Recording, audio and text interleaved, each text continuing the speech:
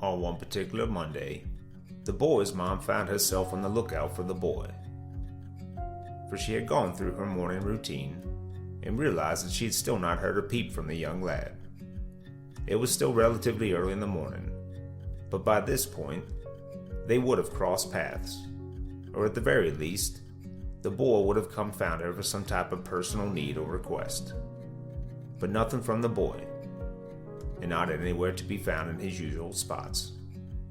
And then the mom rolled into the kitchen and found a note placed on the counter, which somehow she missed, which just read, "Out, playing with friends. Be home later." If there ever was a quick message that encapsulated the lived experience of summer for children, I think this one hits it pretty darn close. Out, playing with friends, and be home later. Later. Nothing definitive or specific about that timeline, and without the slightest hint of accountability either. I think, for a child, leaving this kind of vague message can very well get yourself in some hot water with your parents. But on this Monday morning, it wouldn't do any of the sort. It just left the boy's mom with a nod and a leisurely grin. And with the boy's day now well off and running, she could unequivocally get the rest of her day off and running. So the boy was out playing with his friends on what I like to think of as the first true day of summer. Because it was the first day, had it not been summer, that you would have found yourself in the confines of a school building. But on this day, you wouldn't find the boy and his friends anywhere near a school building, for they were in the midst of an intense wiffle ball game. And not just a game, but the start of a tournament. And not just any tournament, but one that brought with it an elaborate amount of planning, organizing, and careful structuring on the format, selection of teams, and squiggly drawn brackets. A tournament of tournaments, if you will, with point systems to signify where each team stood after each tourney, and a plan in place on whose backyards would play host to which tournaments, and colorful names to capture the essence of each tournament. You see, some of you might not get this, but for those of us that grew up whiffing their way through their summers, there was a careful examination and ever-evolving debate on whose house in the neighborhood had the best natural setup for wiffle ball. Some houses that were perfect for almost every other activity could be the complete opposite host for a wiffle ball game. You needed a perfect balance and integration of the right ingredients. Needed it to be open, but not too open. You still needed obstructions of a sort, still needed structures, and architecture, and curves, and straight lines, and trees and bushes, and gutters. Which, I'm not here to judge anyone on how they played the game, but to those that played the game with integrity, played the game the right way, knew that it was a hard and steadfast rule that a ball struck in a gutter meant an automatic out for the batter. But not everyone played the game the same way, or the right way, which is why you had to have a rule book. And because many had differing preferences on the rules, it needed to be backyard specific. Well, anyway, the point was that there was a lot that went into this simple game, and a lot of factors that went into making that backyard stadium unique, one of a kind, but also completely functional, each in their own way. And not everyone would agree on which ones they liked the best.